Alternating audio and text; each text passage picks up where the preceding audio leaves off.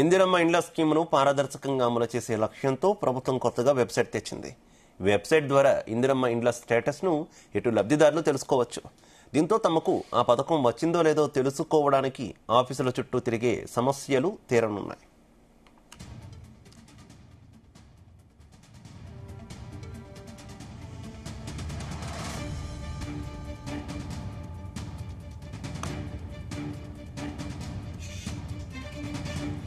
ఇక ఈ వెబ్సైట్లో ఇందిరమ్మ దరఖాస్తుదారులు, లబ్ధిదారులు తమకు ఇందిరమ్మ ఇల్లు మంజూరైందా లేదా, ప్రస్తుతం అది ఏ స్టేజ్లో ఉంది, ఒకవేళ రాకపోతే కారణాలేంటి, మంజూరైతే ఆ ఇల్లు L1, L2, L3 జాబితాలో ఉందా వంటివి తెలుసుకోవచ్చు.